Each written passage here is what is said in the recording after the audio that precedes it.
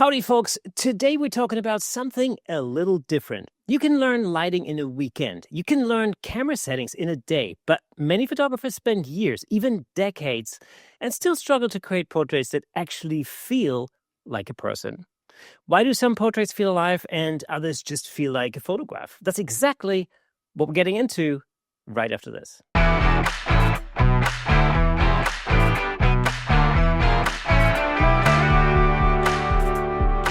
Welcome to Camera Shake, the show where we bring you the insider scoop on all things photography and videography, giving you a unique opportunity to stay ahead of the curve. We've spent literally hundreds of hours interviewing some of the most respected photographers on the planet, giving you access to real-world knowledge and expertise you won't find anywhere else. As always, I'm your host, Kirsten Nuts, and if you enjoy free podcasts and YouTube content like this, there are a couple of easy ways you can support the show. You can grab yourself some official Camera Shake merch over at camerashake.com. Actually, it's camerashakepodcast.com. Hoodies, tees, mugs, the whole lot. Or if you're feeling extra generous, you can buy us a coffee over at buymeacoffee.com/camerashake to help us keep creating more episodes like this. Absolutely no pressure, though, but your support genuinely does make a difference. So today, we're not really talking about gear or modifiers. We're talking about people, trust, and why some images stay with us long after we've seen them. All right, without further ado, I'm really excited about today's conversation. Please welcome today's special guest, the outrageously talented portrait photographer, educator, and master of human connection, none other than Jonny Edward. Jonny, man, how's it going? It's going well. My ego is swelling with that introduction, so thank you for the kind words. Jonny, I've been admiring your work really for a very long time, and it was actually it's Joe McNally who told me a few weeks ago to go and get you on the show. Damn it, I think were his exact words. So I'm so glad we finally made it happen. Now I had a look at your biography, and I know you started photography really young. I did. What did the camera give you as a child that nothing else could do? What was it that it sort of replaced? So I think the best way of putting it is I had a very unstable sort of uprooted childhood. So we moved around a lot. I was always the new kid at school. I was always saying goodbye to things. So it was this constant, I guess, closing door would be an apt way to put it. And at one point, a family member gifted me a Polaroid camera and a bunch of film. And so I just started taking pictures of things that interested me as like little Johnny, which I still picture myself as this little tattooed boy. And I have to remember I was like bleach blonde and looked like the kid out of Children of the Corn, but like, this little sort of displaced child. And so I just started taking pictures of things that were important. I took pictures of animals, of schools, of friends, of houses or apartments that we were living in. And so I sort of assembled this shoebox of these Polaroids. And so for me, what it provided that nothing else in my life did at that point in time was stability, was a sense of structure, was a sense of being able to hold on to these things that I was constantly being forced to let go of for circumstances outside of my control. So I think that experience and where things started with me in photography really implanted into my even subconscious mind that the visceral power of photography to connect us to, the world around us, and also to be a conduit for us to connect to ourselves in a significant way too. Of course, that didn't come until much later on, the understanding of that. I wasn't doing Dear Diary. Thank goodness for this, incredible medium at 6 years old. But through a lot of therapy, I came to discover that down the road. Right. It's super interesting. There's so many parallels. When I think back to my own childhood, really, because my parents moved around a lot as well. So, I think I read, when you said, you always felt like you were like the new kid at school. I had exactly the same experience. I don't even know how many elementary schools I went to, and I went to at least 2 what we call secondary schools, like high schools and things, Yeah. And I felt that, which interestingly, and then, I moved countries several times. I mean, I live in the UK now, and I grew up in the south of Germany. But the advantage, in a sense, for me is that now I'm sort of an eternal traveler. I feel a little bit like that, and I can make myself feel at home wherever. Do you feel the same? I do. I really agree. And I think like a lot of people have referred to me as sort of not in a negative way, but like a chameleon. It's like, I think when you move around like that, just the way that your brain gets wired and your coping mechanisms and your communication skills, you learn to find a home wherever you're at. and you learn to sort of fit in, not in a manipulative way, but just in an, okay, I need to be good in this place wherever I'm at in the world. And so I think that it sort of becomes a superpower. Unfortunately, we pay a relatively high price for that is children. But as we grow up, I think that it really emboldens us to be a lot more connected in a lot of different ways than most people honestly ever really could be. At what point did photography shift for you, from being a tool to being a necessity? So I think I got away from photography for a long time. So like in my formative years and adolescence, like I was a multi-sport athlete. Then I went to college and I studied biochemistry and electrical engineering in college. And I was planning on going into medicine or biomedical engineering. Much to the chagrin of my family, that didn't happen. And so I had a string of sort of careers getting out of college. I did blue collar work. I had a tree business. I did masonry work. I worked in digital marketing. I did sales. I did all of these things. And in fitness, I was an EMT. And some of the things were more fulfilling than others, but nothing ever really quite felt right. So it was kind of still that searching mechanism, like trying to find some element of myself in what I was trading my life for, because we spend more time working than pretty much doing anything else, for better and for worse. And it was probably about 12 years ago or so now. I was in a pretty rough place emotionally, mentally. Things just weren't very good in my life. And, my best friend at the time recommended, she said, hey, you need to try to reconnect with a part of yourself.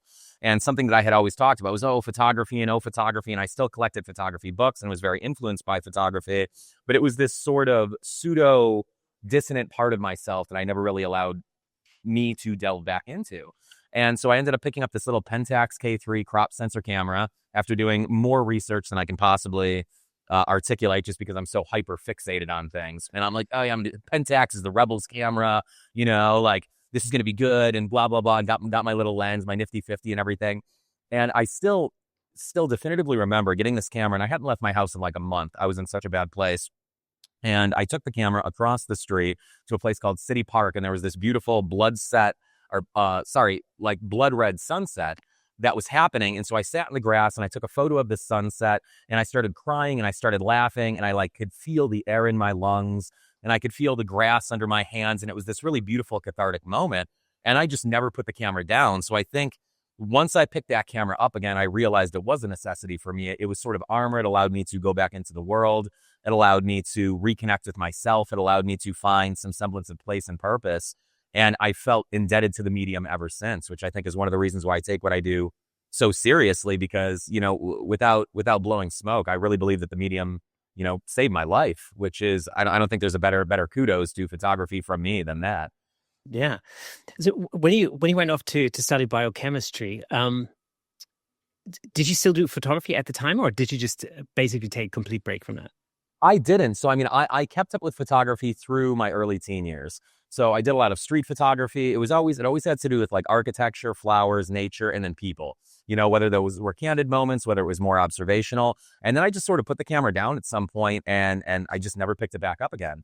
So there was probably a period in my life of, 20 years, maybe almost 2 decades where, maybe I'd use a phone or I'd use a point and shoot or something like that. But there was no real legitimate connection to photography. I just sort of put it on the back burner, and then time went by, as time has a tendency to do. It's it's interesting.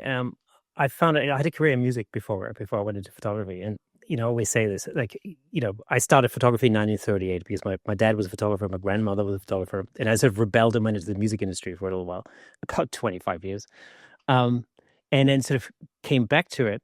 And it's interesting because people often ask me, especially your friends from school, whatever, and I go like, "Oh, I know you as a musician. Like, how come you do photography?" Yeah. And it's interesting. I've been thinking about this, and what the conclusion I've come to now is that everything that I've done up to this point has taught me a lot about observing people. I remember stepping off the stage and photographing what's happening on the stage, and immediately realized that I had a massive advantage because I know what people do on stage. I know how people react. They're different personas, different types. Some people stand still for the whole show. Other people run around like a lunatic, and it doesn't take me long to identify what type a musician is. And that is an advantage when you're photographing them, obviously. Did you find that going through things like, doing, manual jobs, studying biochemistry, what did science in particular, what did that teach you about observing people? I think it's sort of a rigor for me where, it was something that I always really enjoyed. I was always sort of a people watcher, even as a little boy, like really, really inquisitive. The Love it. people were asking about Power Rangers, and I was like, what's the meaning of life? Stroking my imaginary beard. So I think it brought a little bit more rigor and discipline to the things that I did in my life as hobbies. Seeing that there can be structure around something that's a passion. So it almost just became it added, I think, like depth and complexity to how I view people, how I view the human condition, and just my fascination with people. Going into biochemistry, I was really interested in things like metabolism and the endocrine system. So then it's like, well, here's this person who's composed of trillions of cells and they're constantly renewing. So for me, it deepened sort of my fascination and passion for learning about people, where they're at, where they're going, what they've been through, what their dreams are, what their losses are, triumphs, the whole thing, the good, the bad, and the ugly that ultimately sort of makes us who we are, at least for that moment in time. That's a really good point. I love these time lapse videos. Where people take a picture of themselves like in the same position for like I don't know. I saw some dude doing it for like 10 years or something, and It's wild. it's wild, isn't it? Just to see how they change, how their features change, and obviously the hair and the beard and everything else.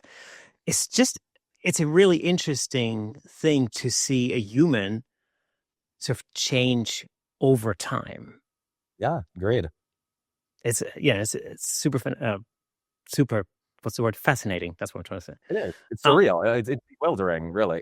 yeah. Do you know what's interesting about this is also it's like seeing change in a human, especially like over a time span of like several years, even decades, and then collapsing that into a minute or so gives us a lens to life that we're not usually able to observe, just like macro photography does, where we can see a world that is hidden. It's in front of our eyes, but it's still hidden for some reason.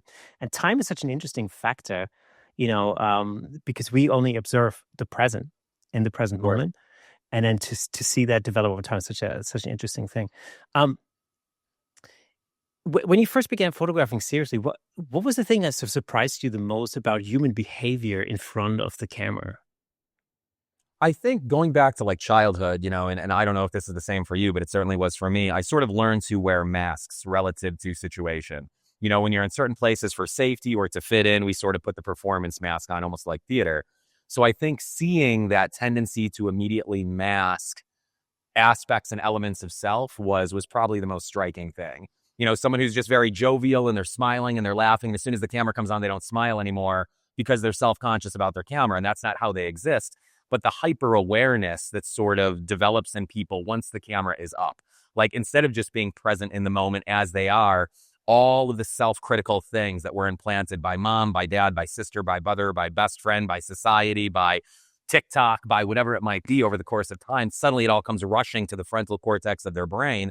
And now all that they can think about is like, oh, my nose is a little bit crooked, or, oh, I have a gap in my teeth, or, oh, I ate a little bit too much over the holidays, or whatever that might be. And so the masking that comes on trying to create a barrier between the camera and what they perceive as their faults was really shocking, really striking how it can take someone out of the moment so immediately. And I'm the same way. It's really funny. I'm a goofball. Like people see all these photos of me and I'm always so stoic in my self portraits, but 90% of the time I'm just laughing and talking shit. But when the camera comes on me in a social situation, I turn to my left because it's the side I prefer.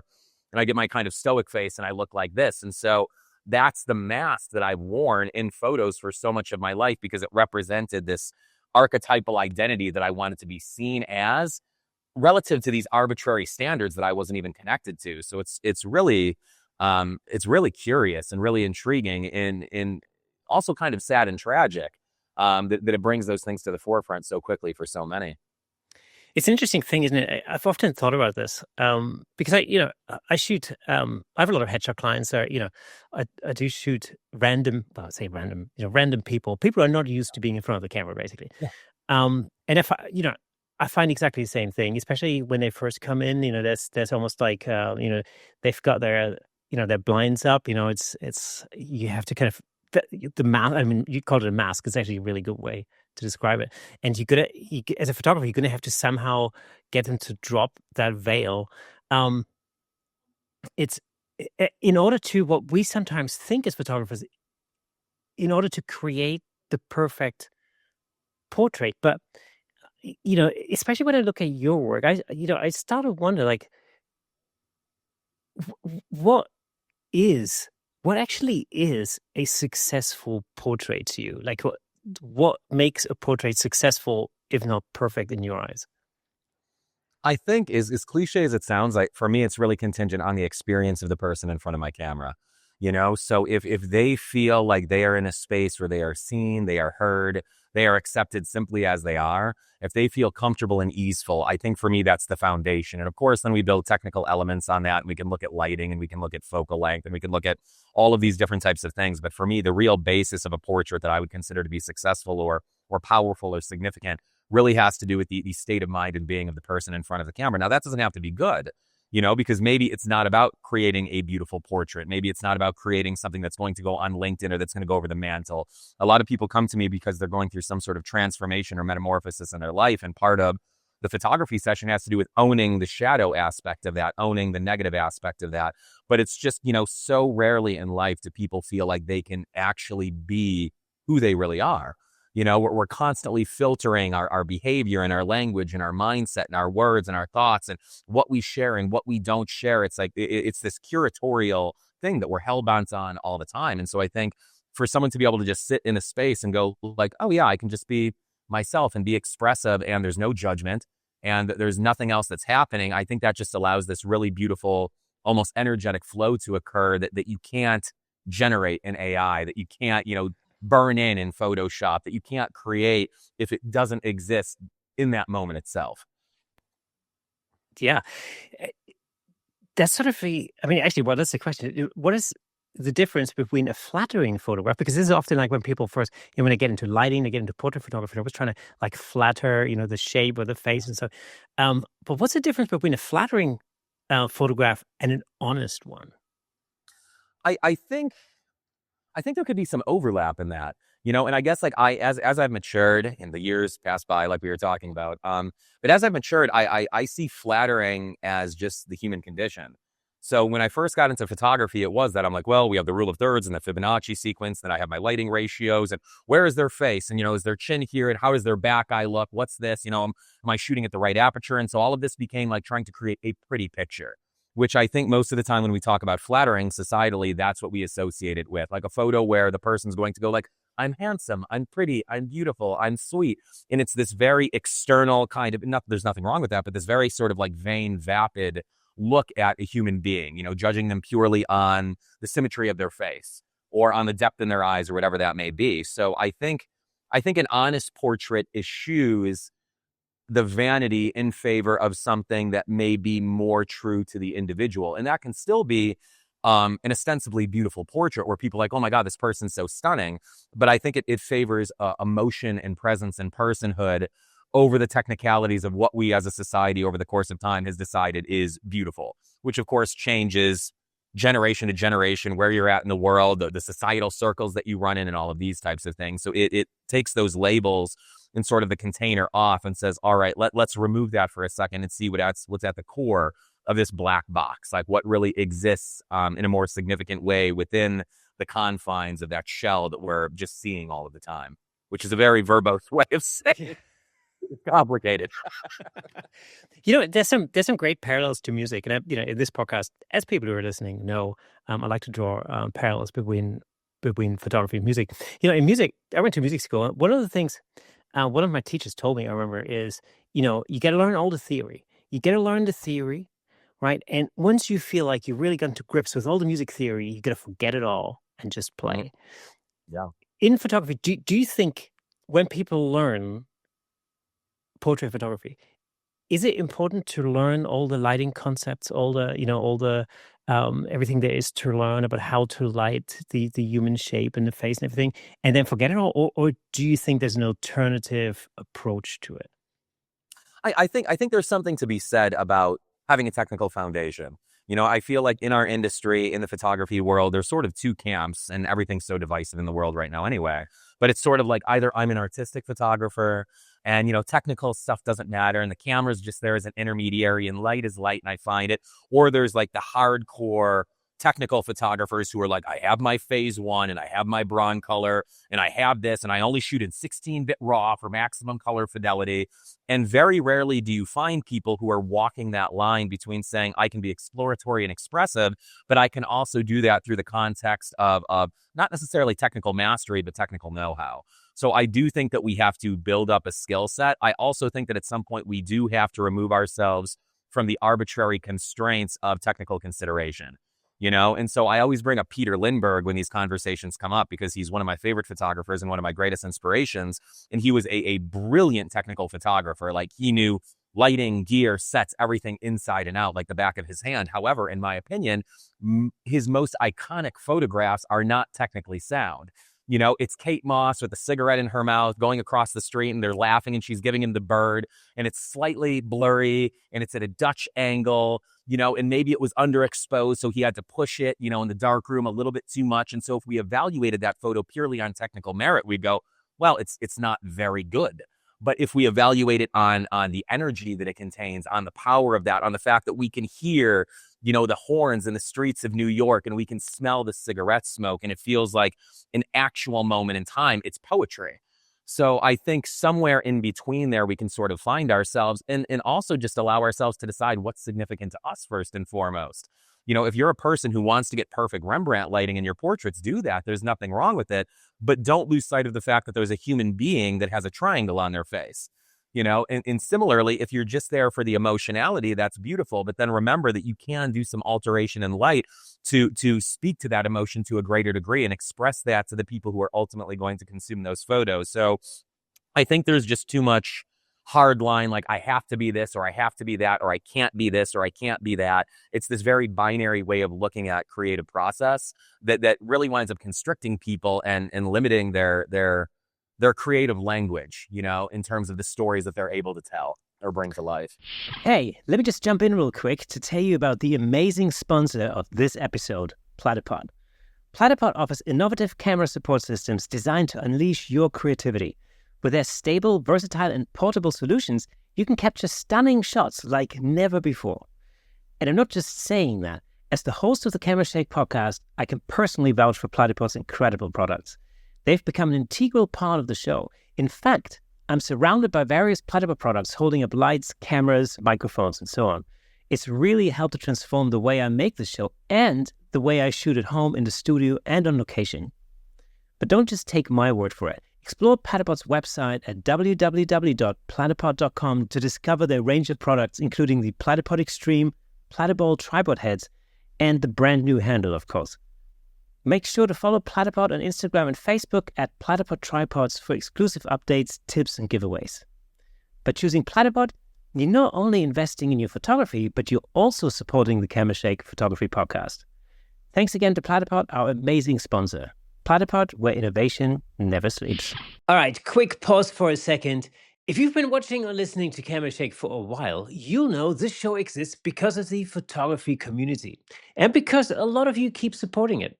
So I'm really excited to say we finally launched official Camera Shake merch. We've got hoodies, t-shirts, mugs, and so on, designed for photographers, filmmakers, editors, basically anyone who lives with a camera in one hand and a coffee in the other. It's comfortable, it's practical, and it's the kind of thing you'll actually wear on a shoot or at your desk or on the road between jobs. Buying merch is one of the easiest ways to support the show and help us keep bringing you these conversations with incredible photographers. So if you fancy repping the show, you'll find the Camera Shake merch link right below this episode. All right, let's get back to it. Do you think that sometimes, especially today, with all the technology that we have, all the features that we have, like feature-rich cameras, the software applications that we have these days that can do so many different things. Do you think that sometimes the focus shifts too much towards the technical at the expense of the storytelling aspect? 110%. Absolutely. I think, what I love is I sort of have a twofold opinion on the tech side of things. On one side, I think it's beautiful that it's available to more people. I think it being able to create and do significant things. I love that it's sort of the barrier to entry has been lowered. I think that's a beautiful thing in art.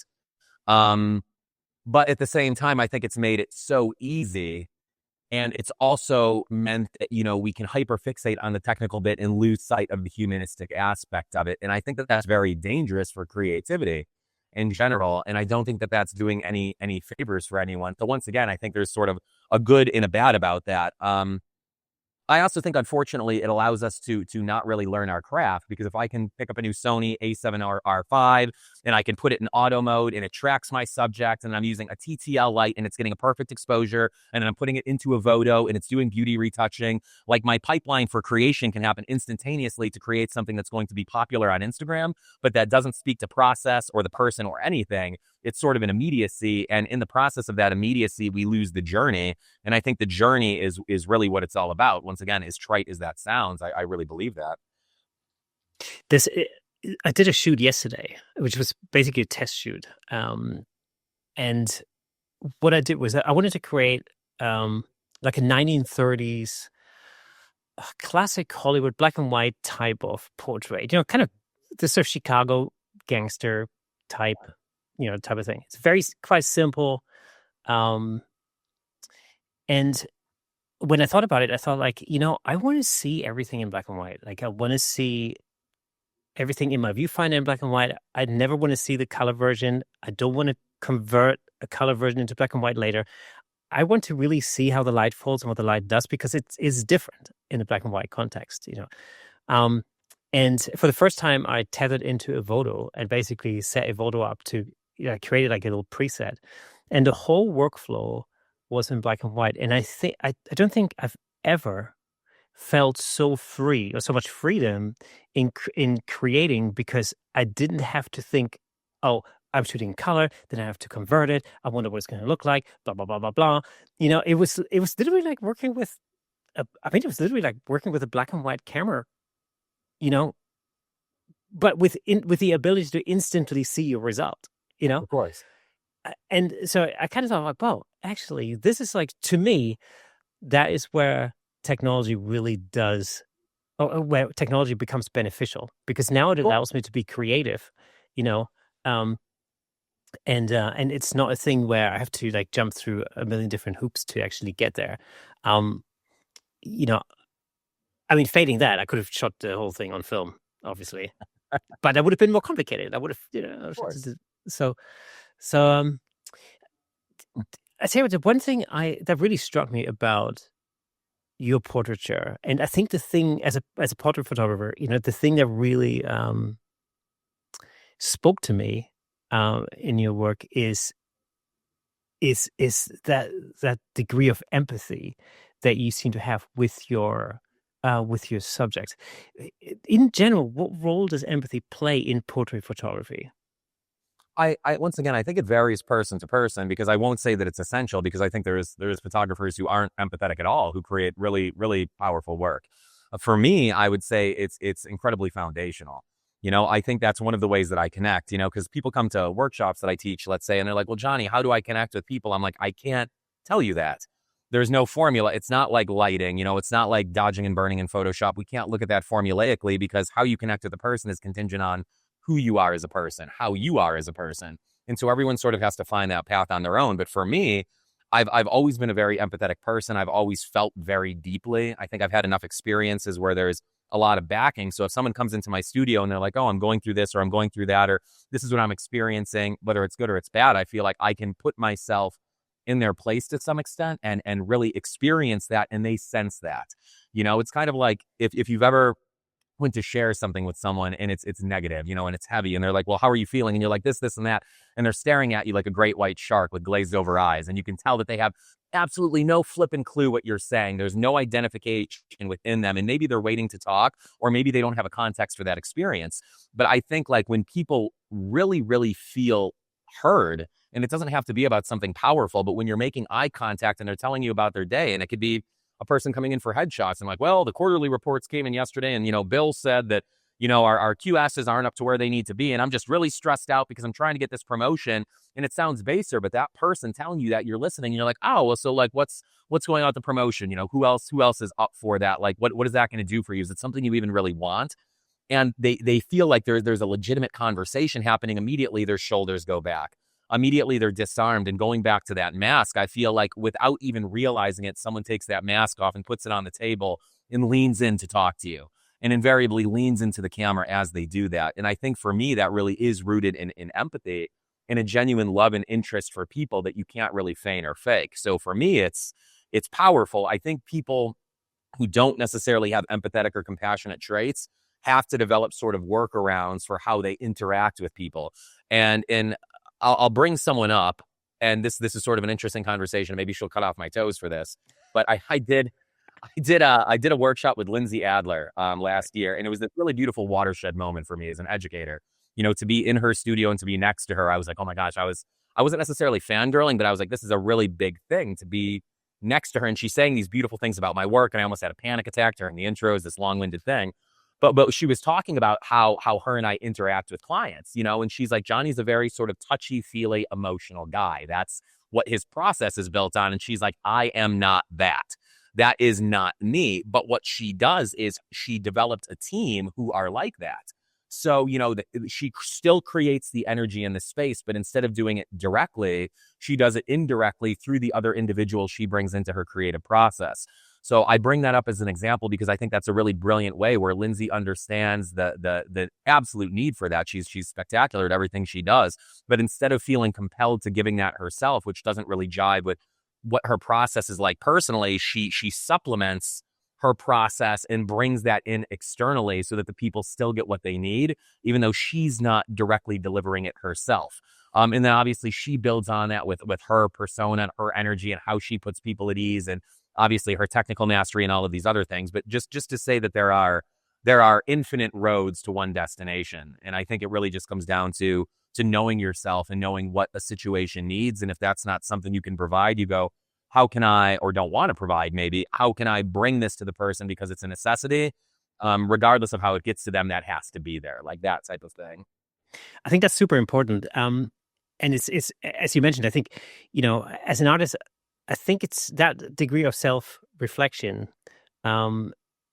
is really crucial, knowing your strengths and specifically your weaknesses and how you can compensate for that in the work that you're trying to achieve is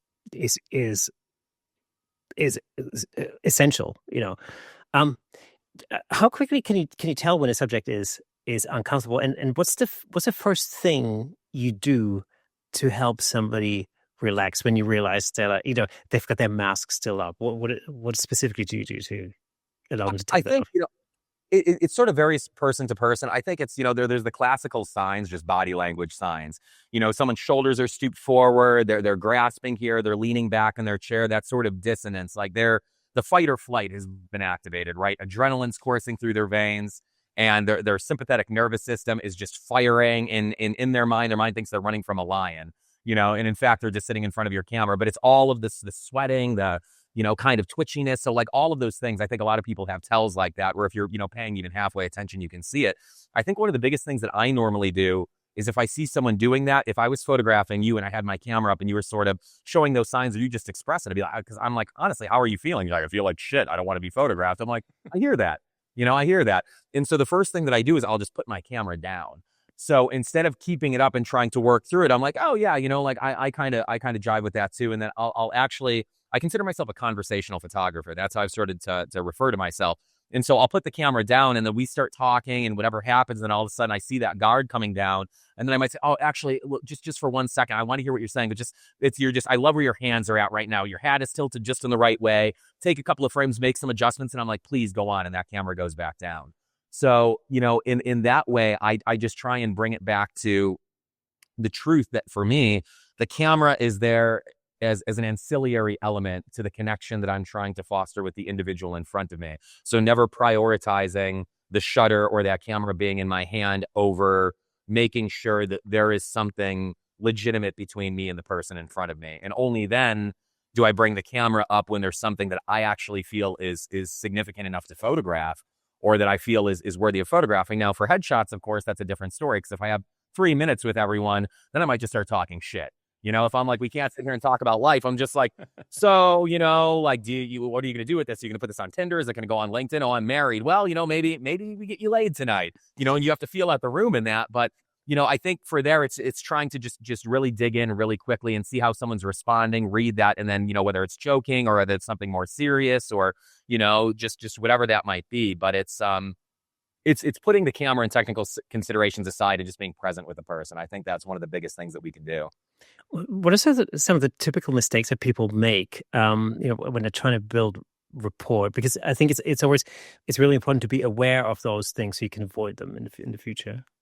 I think for me, and this is my own folly that I'll speak to, but when I first started doing studio photography, my ego was so hyper fixated on being seen as a professional, right? So I wanted people to think I was a professional photographer. I had a shared studio space at the time. We had a giant cyc wall, and I have my lights set up, and I'm like, I have big lights and big modifiers, and I have 5 lights out, and they're going to see these lights and know that I'm a pro, and they're going to see my setup and know that I'm a pro. But I was so concerned with that I created this very sterile clinical environment where people came in and maybe they saw me as a professional, but that was intimidating. That wasn't a good thing. They didn't see me as a professional and go like, oh, I want to be photographed by this guy. They saw me as a professional and they're like, I don't belong here. This is not the place for me. So I think being hyper fixated on how we're perceived is photographic professionals is one of the biggest mistakes that we make first and foremost. And then people carry themselves in a way that isn't authentic and they feel like they have to have a certain aesthetic. And so everything right off the bat becomes very, very saccharine, very, very superficial. And so I think that's a really, really big mistake. And I also think one of the biggest issues is not meeting people where they're at, and going back to the childhood that you and I had or shared in different ways, I think that we're really in an advantageous position in regards to that, because I curse like a sailor normally, like literally if you're around me, it's bad. Like, it's like someone needs to have an intervention for me. Like if I had a jar, I could buy that new Fujifilm GFX probably within about 3 months, So, but when people come to me who are conservative, I see that and I can sense that. And I'm not saying conservative, this just overall, it's not part of their vernacular or their circles. Like, I'm not going to say fuck, like I might go, oh, fudge. And I'll catch myself on that because like it's a courtesy and respect to the person. So I think, you're making sure to be malleable enough to say, hey, like, yeah, if my client comes in and they really want to listen to music and I don't care for that music, I'm still going to put that music on for them.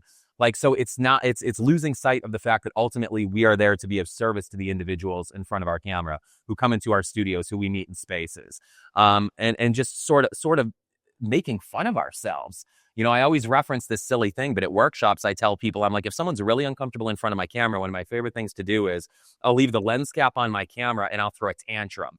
I'll start doing this and I'm like, oh, Sony cameras and this thing is so unreliable and I can't believe the money I paid for it and I'm so sorry. And this is just, oh, it's a nightmare and I don't know what's going on with the menu. And they go, Johnny, your lens cap is on. And I look at it and I go, wow.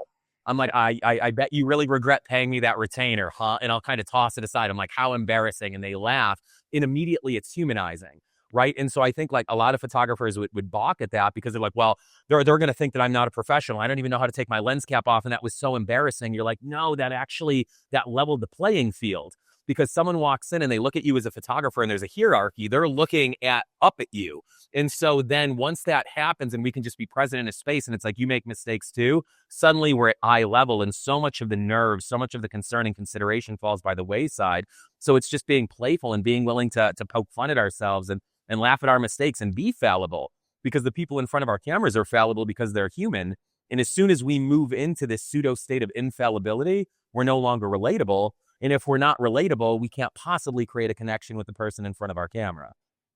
And that's a great parallel to music. Because I remember growing up, playing in bands and things, and very often used to play with people who were much older than me and actually much more experienced. And I was always, the greenhorn basically. And I was so scared of making mistakes because I always felt, oh my God, they're going to think I'm an idiot. They're going to think I don't know what I'm doing, and so on. And there was a point where I started to realize that everybody makes mistakes. It's how you deal with it is what makes you, in inverted commas, a pro. And ever since, I said, I've realized that actually, what happens during the show happens during the show, but as a true pro, you can laugh about that. You basically have a conversation or a chat or something afterwards. You go like, "Oh, do you remember that? Bar 16 of the guitar solo? Man, you screwed that up." And I'm like, "Yes, I know, I did. It's unbelievable." And it's that that's very different from like going, "Oh my God, I don't even want to think about what people think about me." It's that's a I think that's a degree of maturity. I think um you have to achieve in a sense, as an artist in general, regardless of discipline, actually. Um, Agreed. like for you, what is that moment, when the mask drops and what what is the telltale sign? Like how do you recognize that somebody's just dropped their mask and now they're open? It's kind of a hard thing to define, and it's me just avoiding the question. I'll do the political thing. Well, that's an excellent question, and I'm glad you asked me that, because I just spin wheels in my head trying to find a decent answer. I think you can just sense it. For me at least, I think like all of us, and even people who are like, oh, intuition's BS. I'm like, no, I'm like all of us have that experience. We've all walked into a room where you're like, ooh, I don't want to be here. There is just a weight or a certain energy in that room, or whatever you want to call it, whatever title you want to put it that. And then you're like, ooh, and you just want to go immediately. And then we've all walked into rooms where you're like, wow, this is just really cool. Like, I want to be a part of this conversation. I want to be in this space. So I think for me, there is this very like visceral shift where I can just feel sort of the tension shift. And then once again, I'm very keyed into body language, so especially things like shoulders, especially things like hands, especially where someone's gaze is at. Especially if they've been locked into a facial expression, because I think certain people have, well, I call it camera face. So like whenever the camera is up, they have, like me, my camera face is like blue steel, it's like the stereotypical Ben Stiller. So I'm like, and then automatically, like if someone was photographing me, if I start smiling, like that would be the tell.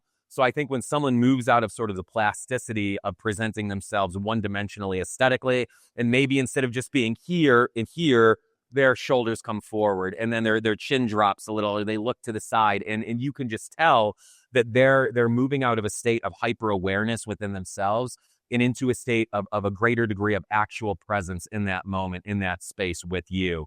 And I think then you really start to feel a flow, and you see how they're responding. And if you make a little cue, you're like, hey, shoulders, and then they start to catch themselves on that too. So if they have a tendency to turtle, and then you cue them once or twice, and then you bring up the camera and you look at them and they go, and then you're like, see, feel the difference. And they start self-correcting themselves. They're internalizing that. They're starting to feel themselves in the space.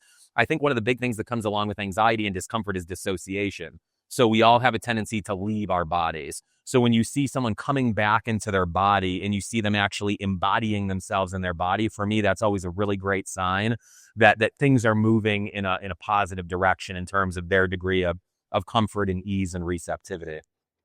How far do you go to pose somebody, um, or because your portraits look, it's kind of a weird thing. They look posed and they look not posed at the same time. Like, at which point does posing somebody interfere with that authenticity in the portrait? I'm very hyper aware, especially when I'm working with people who aren't seasoned in front of the camera. I'm very hyper aware of not overposing people. Right. I think that's and now that we'll circle back to that. I think that's another big mistake photographers make, and obviously you have to understand posing. You have to understand how to get people comfortable. But I think, you're like, well, I have to have 17 triangles in this photo for it to be a good photo. It's like, leave that bullshit by the wayside, like you're going to really hamper yourself with that. But I think, what happens is if someone's uncomfortable in front of the camera, and if you're posing me and you're like, all right, Johnny, like put your hands there, but not like that. Well, can you fold them? No, I don't really like the way that looks. Bring it up to your face. Does that feel comfortable? I don't think so. Bring your chin to the right, a little bit more to the right, but bring it back center. Actually, will you even out your head? Now bring your shoulders back, but bring one shoulder forward. Actually bring that shoulder back. And it starts to become so critical that so many of us have had negative experiences in front of the camera, whether when we were younger or older, we worked with a bad photographer. Grandma told us that we were non-photogenic as she was, cooking pasta in the kitchen. This is my own Sicilian upbringing here at play. But all of these sort of different things happen. So I think like then we can create an atmosphere where someone becomes not less self-critical, but more self-critical. So what I try and do is I try and act more like a director of emotion than of body. So I'll say to someone, hey, like, what feels powerful to you? Like, I want you to be kingly. I want you to be queenly, like regal. How does that feel to you? And everyone's going to embody that differently. Some people are going to come here. Some people are going to come here. Some people are going to cross their arms. Some people are going to look away entirely. So I sort of give an emotional cue. I see how they embody that. And then I try and make micro adjustments to that embodiment. So, if I asked you to be kingly, what feels powerful to you, in this instance? And then I might say, all right, that's really great. That looks perfect just the way it is. I love everything. All that we're going to do, let's just move your chin a little bit to your left toward the light. And let's bring your eyes to the light. And so I try and build on whatever they have. And then it feels like they got there themselves. And they really did in some respects. So I want someone to be able to take ownership over their body and over the portrait autonomously so that they don't go in their head, well, yeah, I look good in the photo, but it's only because Jonny posed me joint by joint and took it into Photoshop and made me look good. I want them to say, oh yeah, that's how I normally sit. I'm like, oh, I love that. I love how structured you are. Let's just let that elbow relax down a little bit. Take a deep breath, relax your shoulders. On 3, you're going to open your eyes to me. That's perfect. So I'm very skilled at posing joint by joint. I'll do that for, let's say, commercial work or fashion campaigns, but I much prefer to give someone something that's a little bit more emotional, that's a little bit more subjective, let them run with it, and then make small adjustments to that from there. And I think then when they see the photo, they can actually see themselves because there was not that sort of a wrapper of artificiality that's present if you're doing every single thing, kind of directing every single little, micromanaging them more than anything else. So this is something I've been struggling with a little bit, or it's something I want to get better at. I think because I've sometimes I feel about myself is that I almost like I over direct my subjects, and I catch myself doing that. I'm trying to find a way to get away from that. Why do you think why do you think some photographers are kind of over directing their subjects? Is it because they don't want to give up control, or what was it? Maybe it's a control thing in some instances. I believe that for most photographers, their heart's in the right place. I think that when you're working with a lot of people who aren't comfortable, you want someone to have a really good experience. So you want to take that off of their side of the equation. I think you want to make them comfortable. You don't want them to have to think about those things. So I think that it really comes from a place of compassion and love from a lot of photographers for the people in front of the camera. And I think even with that, when I used to do that a lot as well. And so I'll just give myself a chance where I won't even coach or cue at all. I might take 5 minutes and I'm looking at the photos and I might be going, wow, these photos are not good, but I'm not going to communicate that. So I also think that, there's this option where someone will ask me sometimes, because I absolutely overshoot by common standards. And they're like, well, why do you overshoot? I'm like, because I can, because I'm not shooting film. Well, you took 300 photos to get 3 good photos. I'm like, so? Like, who are you to judge my process? And it's because so many of those photos I knew weren't going to be good when I clicked the shutter. But if someone's doing this and they're really happy and I'm like, oh, I know they're not going to like the way that this photo looks, but I take that photo and I'm like, oh, that's really good. And I go through a few things. I'm like, let's try something a little bit different. But like not being so critical as to tell someone that what they're doing is wrong and just allowing them to flow a little bit. So I think and also it's part of process, but I used to really be tightly wound about that too, and in my mind, I'm like, well, this person's face, they have an oval shaped face. And so I need to have, 2 accent lights because that's going to create more structure. And I know they're a little bit self-conscious about their jawline. So I'm going to make sure that they're always doing the Peter Hurley and they're always dropping their chin. And so I tried to command every single part of that. And I think there's a time and place for that. But even if you get those shots, you're like, all right, we got these. Their jawline looks great. They're really defined and structured. Now let's spend a few minutes just doing something that's a little bit less structured, that's a little bit more playful, that's a little bit more spontaneous and in the moment. So I don't even necessarily think that there's anything wrong with that process, so long as it's not the entirety of the process and you're still giving yourself a chance to move away from that structure towards something that is overtly less structured. Do you show your subjects the images as you shoot them? Like, do they come through on a screen, or do you not? So I do a little bit of both. Like I tether and I don't tether. I mean, the main reason I don't tether, to be completely honest, is because I'm a maniac. So it's like I have damaged my camera and my laptop so many times, and the wireless tethering is just too damn slow for me. So I even when I was in Mexico, really quick side story, I did a workshop tour in Mexico not long ago. I destroyed one of my lenses because I'm talking to the class and I hadn't realized that I was stepping on my tethering cable. I gesture with my hands so much. I went to gesture Hand went up, camera stayed, hit the ground, destroyed my lens, one of my favorite lenses. But going back to like how we control the energy in the room, I laughed about it and I was legitimate. And there was a cookie nearby. I'm like, can someone please give me sugar?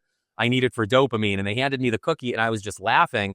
And so I think to sidestep what you're talking about, going back to what we said before, like you can't control what happens, but you can control your reaction to it. And that to me goes back to the mark of a pro. Like when something like that happens, I could have had a breakdown. I could have been like, oh my God, and like got into my head and this was so embarrassing. And there's 40 people in the room and all of them would have had a shitty experience. But instead I chose to go, hey, things can be replaced. I'm in Mexico City. I'm running a workshop. Like I don't even need a camera to teach all of you. This is about you having your camera and creating work. And so, it really, it's really about that. Now I've completely lost my train of thought because ADHD. So I feel like the older I get, the more I become like the rambling grandpa. The story starts about photography and suddenly I'm talking about the first time I ate an onion, in 1980, something like that. But well, see, to bring me back.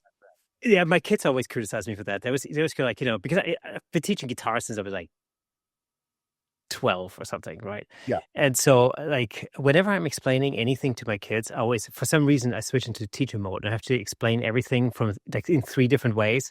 And they sit there and they go, oh my God, stop talking. Yeah, but I just want to give you this angle. It's like, okay, we get it. Shut up. Yes. Is what Yeah, it's rough. I know. Do you think that kind of connection to your subject can be taught, or only like experienced, or is that something that needs to come naturally? I think it's a little bit of both. A really good friend of mine and I, we used to get into a debate about talent, whether talent really existed, and we won't get into that conversation right now, but I do think that there's a parallel to that idea of talent with this, where I think certain people just have an innate skill, whether that's something they were born with or something they developed through nurture in childhood or relative to cause and effect, situation and circumstance.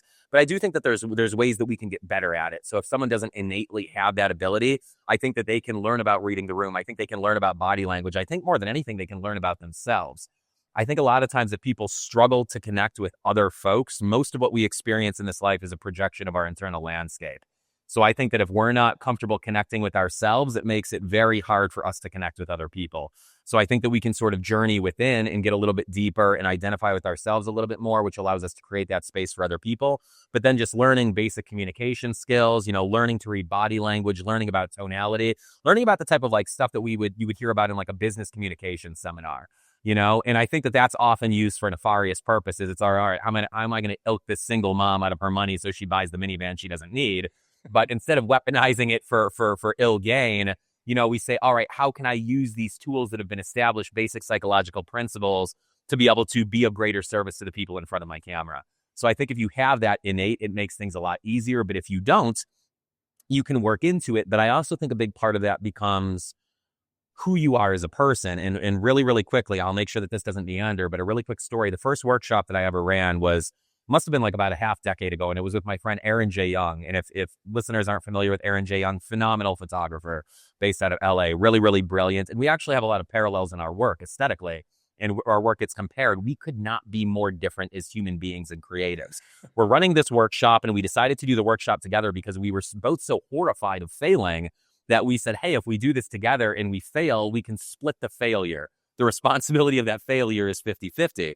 So we do this and, I come up and I'm so manic all the time and I'm introducing myself. I'm like, hey, everyone, Jonny Edward, Jonny Creative. I know you know a lot about me that way. This is what I do. This is how I do it. We're going to have a great time. I'm in here from Denver. We're out here in LA. I've been hanging out. Who's here? It's like a comedian working the crowd, on this big ball of energy and everything. And so people are just kind of like, overwhelmed and they're doing the same thing your kids do. They're like, I think I like this. I don't know what's happening.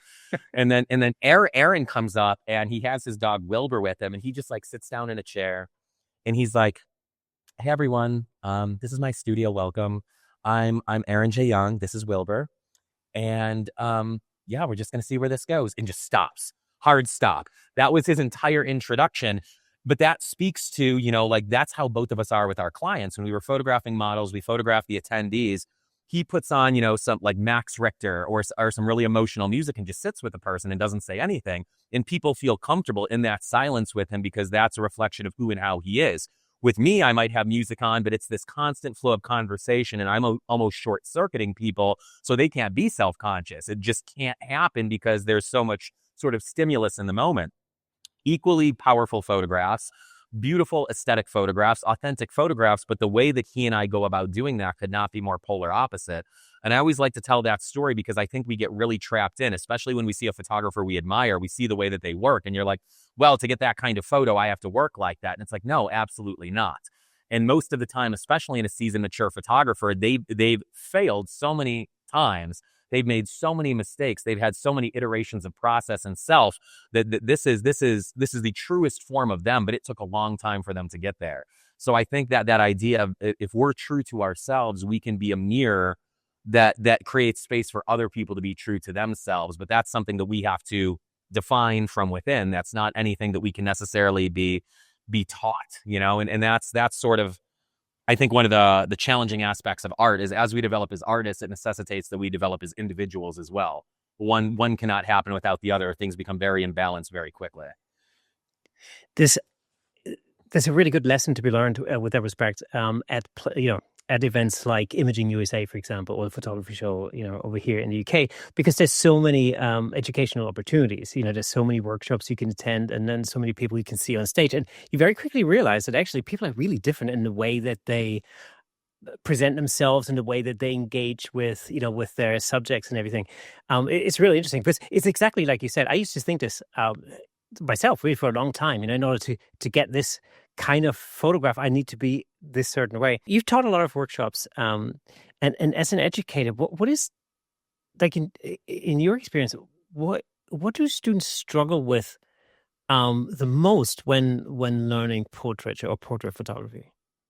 I think one of the biggest things is, our medium is an intersection of what I would consider pure art and technicality. And so I think that can be really challenging, like we've sort of alluded to over and over again during this conversation, finding a balance between that. And on the technical side, I think that there are so many things that when people learn, it gets hardwired into them via a mentor or via something on YouTube or via another workshop or something where it's like, you have to do it this way. So I think people, we're raised in an educational system where we're constantly judged. You pass or you fail. It's good or it's bad. It's white or it's black. And so I think people bring that very institutional academic perspective to portrait photography. And it's like, well, I can't uplight a person. I can't have the light coming in from across them like that. I can't have them in silhouette because, like, there's no catch lights in the eyes. I have to have catch lights in the eyes, and so there's all of these things that we tell ourselves we have to have. So because of those barriers, people don't allow themselves to experiment enough. They get one, let's say, key fill lighting setup and they run with that. They never turn that fill up. They never turn that fill down. They never feather the light away and toward. They don't take time to just experiment in the moment. They get into a very linear mindset. And I think a lot of people ultimately just need permission to make mistakes and permission to try new things. And so I think that's what most people struggle with, even in their own space. I'll move, a lot of times I'll bring something like a 7-foot umbrella really, really deep into my set and feather it completely out. So, the subject's just catching the edge of that. And people go, I didn't know you could put a big umbrella in there and, turn it all the way out like that. I'm like, you can do anything. I'm like, you can hang from the rafters dressed like a flamingo and light them with a flashlight, like literally anything's possible. But like we get so restricted into this line of thinking of what's right and what's wrong, what's good light, what's bad light. I mean, I can't use a 16 millimeter lens to take a portrait because there was this guy who I really respected and he told me that anything under 50 makes me an amateur hack. And so we internalize these criticisms and then we don't allow ourselves to play. We don't allow ourselves to experiment. So that's one of my favorite things to do whenever I'm running workshops is someone will go, Jonny, can we do that? I'm like, yeah, do it. See if you like it. And they're like, do you like it? I'm like, it doesn't matter what I like. Like, objectively, I can say like, hey, this is underexposed. But if you're like, what I was really trying to go for here is this person's emerging from the shadows and they're in this dark place. I'm like, beautiful photo. I need context for what you're showing me. I need to know what your intention is behind that. So I think like in doing things arbitrarily, we can't be intentional and we can't take ownership because we're not really creating for ourselves. We're creating for the masses. We're creating to appeal to Bill on the Facebook group because the last time we took a photo and cut off someone's arm, he was like, I started photographing Vogue in 1963 and this would have been an award-winning photo if you would have left that pinky finger in. It was almost good. And so all of these voices echo in our head. So it's allowing ourselves to clear all of that out and just go, I'm going to try this. And if I like it, I like it. And I'm going to take ownership of it. But it's just, it's the very linear, rigid thinking. And I think it's also the accumulation mindset. I think one thing that can be hard for people when they come into one of my workshops is like my studio right now. If I gave you a tour, it's beautiful. There's canvas backdrops everywhere, and I probably have 50 lights in here. It's an egregious amount of lights. Like seriously, it's disgusting. But the reality is, normally I would never use this many lights. I just happen to have them because of the lighting companies that I work with, and people will see my process. And my process is actually pretty simple. In a lot of my photos, if you look at the photo, there might be a couple pieces of canvas. There might be a table that, I stole from a church 5 years ago. And I have an old piece of fabric draped over it. And I have 2 lights or maybe 3 lights. And they're all in relatively reasonable positions, based on how people use lights a lot. And they're like, wow, what you do is actually really approachable, but the way that you do it is something different. So the mindset that we need to have significantly more knowledge or significantly more gear or all of these different things. And it keeps us away from just doing the work and making mistakes. So I always talk to people about failure. Like, you have to embrace failure and you have to embrace discomfort. You have to become very comfortable being uncomfortable. And I think the idea of failure, the idea of making mistakes, and the idea of constantly pushing into discomfort is really hard for people to accept, that it's foundational to creativity, that it's foundational to success. So I think like that overtly as a whole is probably the biggest stumbling block for not just portrait photographers, but photographers and creatives of all mediums and types. Do you think social media plays a role now? Because I sometimes, sometimes I feel that people are so locked on to wanting to create something they've seen on Instagram or something, that I often wonder whether, how social media affects sort of authenticity in portraits when it's just a lot of the stuff I see sometimes just seems to be like a copy of a copy of a copy of something that's somebody's seen somewhere else. And what's your sort of opinion how social media has had an impact on that sort of authenticity? Oh, I think it's massive. I think that ultimately social media is wired to hit the most primitive parts of our brain. We're talking about serotonin, we're talking about dopamine, and there have been so many people who have founded these companies who have walked away and said, we unleash a terror on society. And so it is inherently one of the most manipulative things that we as human beings have ever invented. And it's really nefarious. It gets into the core of our being. So I think naturally, like, we want to be seen, we want to be accepted. We all want that idea of community. And then unfortunately, I think artists learn to get that by regurgitating, what's trending, what's happening, what's popular. And then it becomes a feedback loop, because then all of a sudden I copy you. And instead of getting 10 likes, I got 30. And that 30 likes felt really good. Watching those notifications come in, and someone even DM'd me and said, your work is great. And now we have a reinforcement toward falsity. And so that just builds and it builds and it builds and it builds. And now you're no longer creating for yourself, you're creating for the audience. And I was really, really bad about that. I like to be very transparent about things. For the longest time, I was so hyper obsessive with what was happening on social media. I had my metrics down to a T. So I knew in 5 minutes whether the post was going to be bad, good, or great relative to metric baseline. And I took so much of my work down. I would put something up and literally 10 minutes in, it wouldn't get the response. I'm like, it's shit. And it was work that I loved, and I would kill it. And it took me a really, really long time to separate myself from that mentally. And at one point, one of my friends told me, he's like, listen, man, he's like, for better and for worse, most of the people who are interacting with your work or not, they're liking it, loving it, commenting on it, or they're swiping past it. He's like, you post early in the morning, most of the people are sitting on the toilet doing a morning constitutional. Most of the people have no idea about art. So there are people who don't have any idea what good and bad is, and they're taking a poop. And you're allowing that judgment to dictate what you do, how you do it in your relation to yourself and your art. And it was so sort of baser and vulgar, but so accurate. And that really helped liberate me from that. But I do think that social media is sort of a scourge in one way. And it's unfortunate because so many of my opportunities have come from social media. A lot of my colleagues we've met through social media. So there's this really beautiful, like legitimately lovely component to it. But I think creatively, we have to create distance between that. We have to create for ourselves. And that's why I think it's important for artists to create without sharing. I think not always looking at an endpoint, not it being a social media share, not it being for marketing, saying, I'm just going to do this for me. And I can delete this when I'm done, or I can make a print if I want, but things not always needing to have a destination is really important. And I also think that it's important for us to step away from photography as a whole, not in terms of practice, but in terms of influence. One of my favorite portrait photographers, modern portrait photographers, is Dan Winters.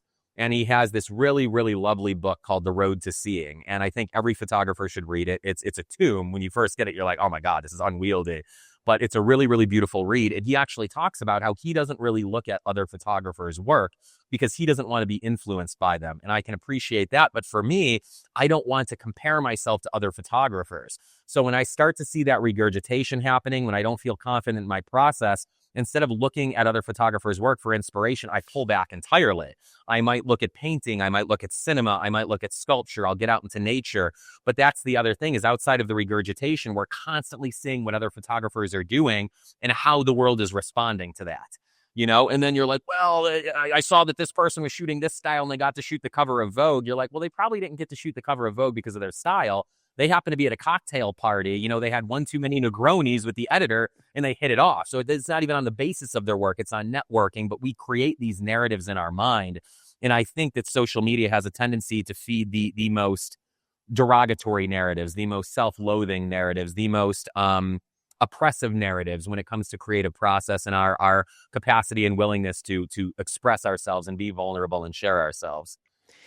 And it comes back to the question, like, why do we do what we do, if it's not for, for likes and adoration and all of that stuff that makes us, emotionally feel good. Why do we create why do we do what we do? Why do we create what we create? It's a really, really good question. And I mean, since you mentioned originally being from Germany, I'm going to butcher this gentleman's name, so forgive me and feel free to correct me. But one of my favorite poets is Rainier Rilke. And Rilke has this really beautiful book called Letters to a Young Poet. And so it's an exchange between him and an aspiring poet. And it's a very short book. You can literally read it in an afternoon. But it's literally this just exchanges of letters over the course of years. And in one of the exchanges, what Rilke is saying to the young poet is he's like, basically, like, do you feel compelled to create? Do you feel compelled to write? He's like, if you don't wake up in the middle of the night thirsting, if you don't look at metamorphosizing your experience into poetry, basically, like, what's your catalyst? Do you feel driven to do this? Is this a legitimate passion? And if not, do something else. So I think for me, it's a compulsion.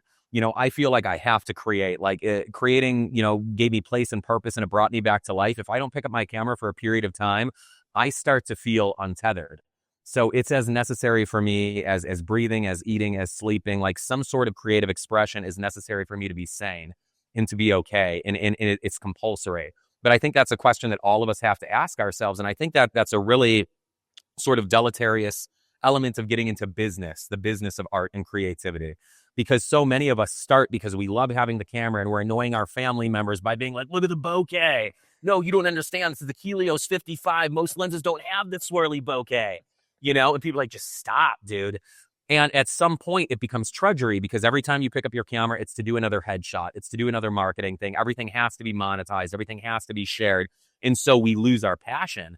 So I think it's really important for us as creatives to go back to that, going back to it, for you to play music for yourself, not on stage, not for another album, but for you to just sit in a room, and pour yourself a glass of wine or have a nice cup of tea and just play for you and the cat or the dog or the wall, just because, simply because. And I think that the more we sort of venture forward in our journey as creatives, personally and professionally, the more important those sessions become, the more important the personal work becomes. And I think that's something that we lose sight of. And then instead of being a kid in a candy store, when we're in a studio like this, every single light, every single piece of kit, every backdrop reminds us of the fact that, our sales weren't as good last month, or that X, Y, and Z, none of those things being positive. So we have to facilitate staying connected to our medium and to our art, because we will lose that. You do lose it over time. If you don't nurture it, it will go away.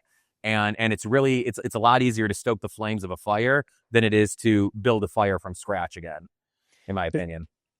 I completely identify with, what you were saying about compulsion, because that's exactly how I feel about the process. And, to me, the process has always been almost more important than the end result. It's interesting that you should mention that, because I really believe that photographers, well, it's a twofold thing.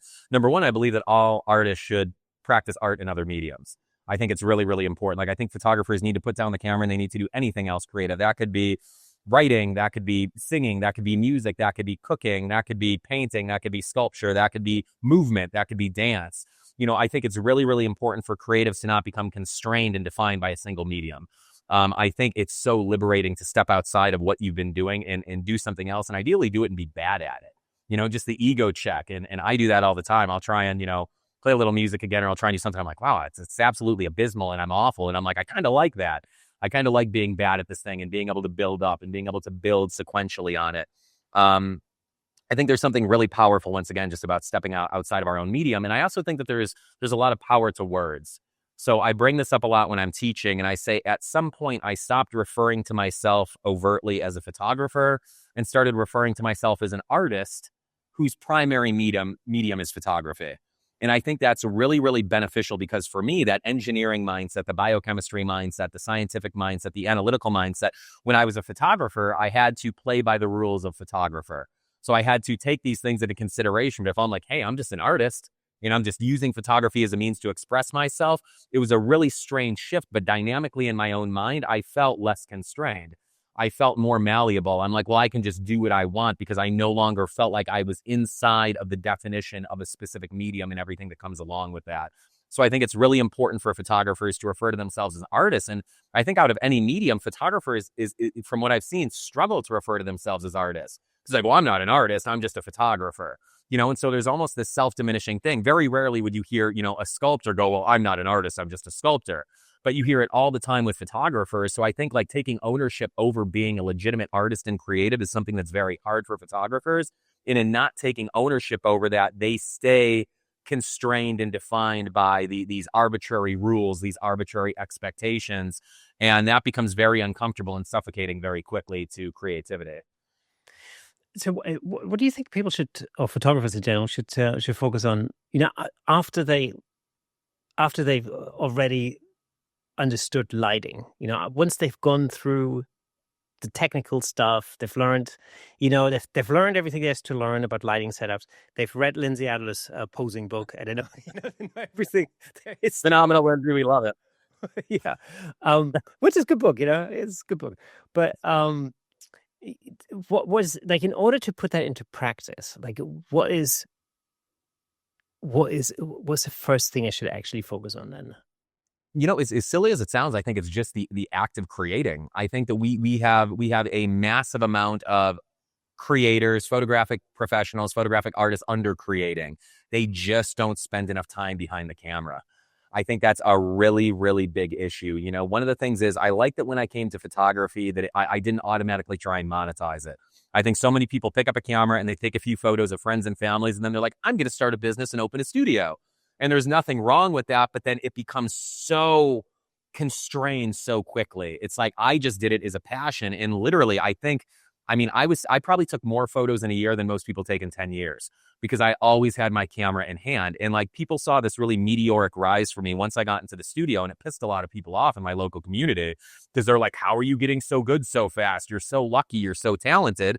And pardon my language, but I was like, fuck you. I'm not good, or I'm not talented. I'm putting more time into this than you. Every moment I have available, I'm in the studio. So it's that time and effort equation. I'm like, I did more work in a single year than most people do in 5, which is why I got 5 years of progress in 1 year. So I think that a lot of people just don't spend enough time in the studio behind their camera, taking photos, photographing anything. If you're learning lighting, for instance, you need to just work with light. You need to do everything with that light. You need to learn it inside and out. And don't get 3 lights. Get one, get a small light, and get a single modifier, and do everything that you can do. And promise that you're not going to get another light or another modifier until you've done everything that one modifier can do. And you can spend a lifetime with that one modifier and that one light. So I don't think that there is any substitute for just doing the thing. And then I think also it's actually identifying what you enjoy doing. Of course, we do have to pay our bills. So if you have a successful headshot business, I'm not saying go and shoot, interpretive, blurry, fine art nudes. Like, you're probably going to lose your house or lose your kids or whatever else, bad life decision. But outside of the context of what you're doing with those headshots, really hone in on, what do you enjoy doing? How do you enjoy photographing? Like, yeah, Chris Knight's work is great, but when you shoot in his style, does it do anything for you? Do you feel fulfilled by that? Do you feel driven by it? So it's actually identifying like what makes you excited. What genre, what style, what aesthetic, what process makes you feel excited, makes you feel alive, makes you feel present? What puts you into a flow state? We all have that bit where we're shooting a certain type of thing and the world disappears and it's beautiful. It's like an active meditation. The blinders go on. We exist singularly in that space. The rest of the world is gone. And I'm actually getting chills as I'm talking about this because it's so important to me. And I like letting that decide and define where we're going to put our time. I think that's a really big thing, and not doing it for Instagram, not doing it for your partner, not doing it because you heard on the latest thing that it's going to be trending in 2027. Babies dressed as Darth Vader is the newest thing. So all of a sudden you just start dressing all the babies up as Darth Vader and taking photos of them. And you're like, I hate this, but like, I'm going to make money off of it. Probably not. Probably not. You never watch Star Wars. Like, you're not going to connect with that community, So I think it's that. It's coming back to the heart and passion of it. Get in there, do the work, make mistakes, fuck it up, fail. But more than anything else, do what drives you, do what brings you alive. And the more that you do that, the better off you're going to be. That's exactly the same thing I always tell people when it comes to music, and again, another music parallel, but it's, it lends itself to it. I remember I used to take it almost as an insult, when people used to say, oh, you're so talented on the guitar, I wish I had that talent. And I'm trying to say to them, like, from the age of 7 to the age of 25, I spent 8 hours a day practicing the guitar. That's how I got good. There's no secret about that. It's not difficult, but 8 hours practicing a day is not difficult when you get into this flow state. And, you just really get into it before you know it. It's like, oh, what? That was 5 hours? How did that happen? And that's exactly it. And so I just think like, I don't know if the word talent is just sort of a get out clause for not having to admit that you were too lazy to spend that time, on getting good at something. That's the thing.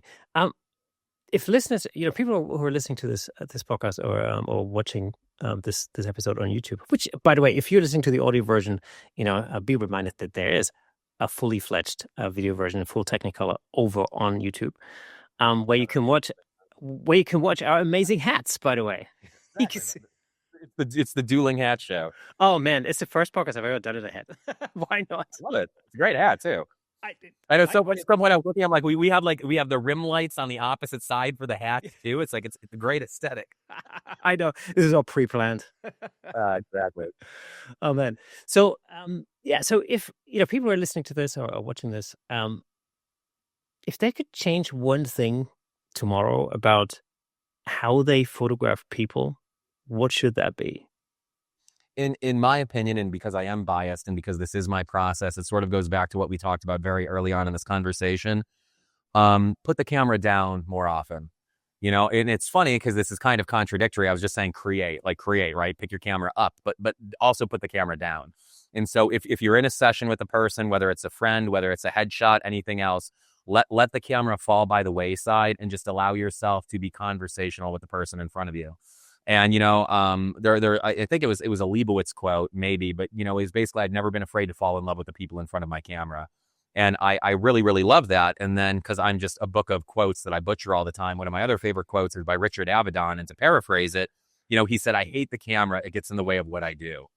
And that to me has always been so resonant, and it's been core to my process. So I think, to allow yourself to exist in a space with a person and fall into their story, get to know them, treat them like your partner, treat them, well, to an extent, treat them like your partner, but treat them like your partner, treat them like a friend, treat them like, someone you're so intrigued by, and just allow yourself to learn about them and to be present, and then bring the camera up. And even if you just do that for 5 minutes, if you're in a session, put the camera down and be like, wow, that's so crazy. Your kid got a scholarship to University of Washington. One of my best friends went to University of Washington. That's amazing. And then see what happens when you pick that camera back up. Look at the photos before and look at the photos after. And there's going to be some things that you can absolutely identify definitively. You're going to be like, well, their shoulders are back now. They're actually smiling. They don't look like a scared deer in headlights. All of these obvious things. But I also think there's going to be this intangible fourth dimensional kind of thing where you're like, wow, like I can feel this. I feel. And so that's what I aspire to in my work, is I love when people say like, your work made me feel. It felt like a still out of a movie. I heard music. I don't know why, but I keep going back to this. It made me think about this time in my life, the emotionality of it, and just allow yourself to fall into that and know that it's within It's within your reach. I think that's one of the biggest things too for all the listeners out there or viewers. Just know that like the difference between where you are right now and where you want to be is probably not as far as you think it is. I always say in lighting, for instance, it's like from good to great is 3 degrees. It's feathering the light off just a little bit. It's taking the grid off or putting the grid on. It's changing your ratios just a little bit. And it's 2%. And you go, before you were like, meh. And then you're like, and it's that much, but it's just allowing yourself to be human and to be present in the moment and to be, I think, grateful for what that represents. I'm a very worldly person, and I always try and keep that in mind. And even the worst days, I'm in here and I'm like, oh no, I have to exist in my studio with my beautiful gear and my beautiful lights in this 3,000 square foot space. And, I'm dealing with a tough client. They don't like their photos. And then I think about all the other shit I've done in my life, literally shoveling shit. And I come back to this and I'm like, it's not too bad. And how fortunate are we that with everything going on in the world, that, people who don't have clean water, people who don't have access to healthcare, people who don't have anything, we're living in ruin, that we get to pursue our dreams.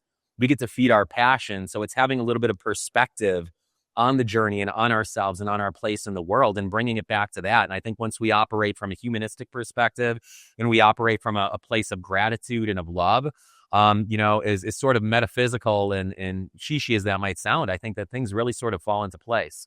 And I think that, people can sense that in us. And, I just photographed this really, really lovely gentleman yesterday for some educational content. I'm finally going to be launching my educational platform, and it's been 3 nightmarish years in the making of self-doubt.